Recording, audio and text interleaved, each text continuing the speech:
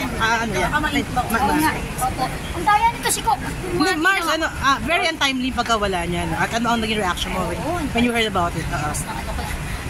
Oo, nakakabigla. Lahat naman tayo yata nabigla. And wala, naiyak na lang ako nung nalaman ko. Tapos syempre, kinalma ko yung sarili ko. Tapos, naalala ko yung huli namin pagsasama, na alam naman natin yung sa pelikula namin Apak, diba? Nakasaya-saya namin sa Pampanga. Tapos, ay, basta 9 years old pa lang kasi ako. Katrabaho ko na siya sa Loving Leors Helen. Sunod-sunod, ang dami namin pinagsamahan together. At ang dami ko nang natutunan sa kanya. Kaya, nakakabigla yun. Ano yung mga payo niya sa'yo na di mo makakalimutan? Yung mga moments na you will cherish forever? No? Si Ate Jean, kasi alam mo yun, yan eh. Ayaw nga niya na masyado maraming tao. Ayaw niya ng party. Ayaw niya ng... gusto niya yung mas nag-enjoy siya dun sa parang heart-to-heart talk lang. Intimate lang kayo, ganyan. Yung mga moments namin sa taping tsaka shooting, ang sarap-sarap nun kasi taong-tao, yung ramdam na ramdam mo siya na ang sarap makasama ni Ate Jane na hindi ka lang natututo sa trabaho mo, pati sa totoong buhay, kung ano yung natututunan sa buhay. At naalala ko rin nung sabi sa akin, Lads, pwede ba tayong mag-pray, ganyan manala. Kasi may mga ganun siyang moments na basta sobrang sobrang lungkot, kasi diba, bata pa siya eh. Dami pa sana niyang gagawin, I'm sure, na mga award-winning performance. Usap mo siya, nakita ka? Actually, MMFF, diba, yun yung talagang huli kami nagkasama. Tapos, naiiyak ako kasi lagi sinasabi, mananalo ka dito sa Apag. Siya yung unang-una nag-predict nun eh, mananalo daw ako sa Apag. Tapos,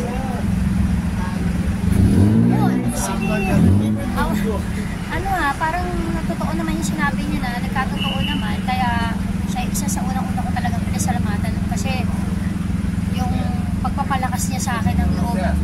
Tapos first time ko makatrabaho siya Direk Brillante. Grabe yung tips niya sa akin, no? Yung payo niya na okay lang niya, huwag kang kabahan. Ganyan, basta isa siya sa talagang kahit kailan hindi ko na makakalimutan na nakatrabaho ko sa buong buhay ko kasi yung learning sa trabaho, sa learning sa buhay. Yun. Ano yung mga advice lang? Nagbibigay ba siya ng mga advice? Yes, oo.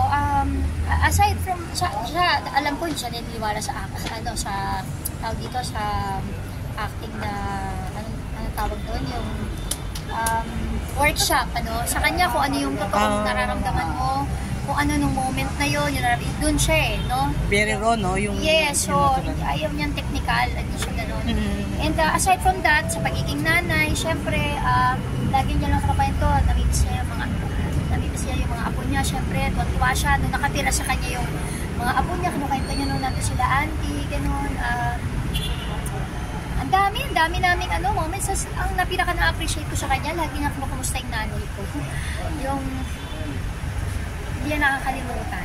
Ganon, yung hindi siya taping friend lang. Hindi siya yung pagkatrabaho mo, dun lang. Tapos na, pag natapos. Oo, yung pag-uwi, wala na. Nakikita na yung bonding ninyo. Hindi, siya, kahit tagal namin pinakita, basta nakita kami ulit, parang kahapon lang. Wala kaming ilangan sa isa't isa. Ang sarap-sarap tuloy kahit ang pikit-pikit ng mga eksena. Ang saya kasi, tatawagin niya ako sa kwarto niya, dito ka, Glads, dito ka magkwarto. So yun talaga, ang mamimiss ko sa kanya. Okay, maraming salamat, Mare. Thank you, Mars. Thank you, Gladys. Sana si Hello. Yung hinaya yung mata mo. Tignan ko si... Ang ganda naman ang mata mo. Sorry na. Hindi may bigat naman. Pupunta ba kayo sa... Ay, akin ba? Bawal ka po yung Exclusive ng ABS. Picture siya pwede sa Exclusive. Hindi ako. Check mo ha. Kasi pinakinagsapang kami na kasi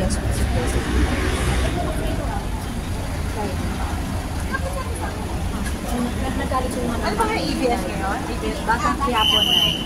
Pero gamit yung sa kiyapon. Galing na. Halina ako, kaya nga umexit na ako kasi PQ night. Correct. Ang awkward naman. Saka kung magsabi ng ganun, Tsaka Mars. kung gano'n.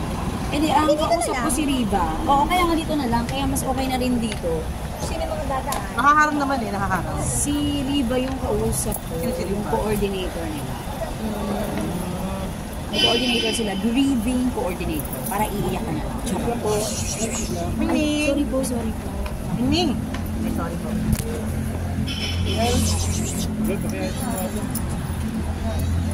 Kumain ka na? Oo, bakit? Kumain ka na ba?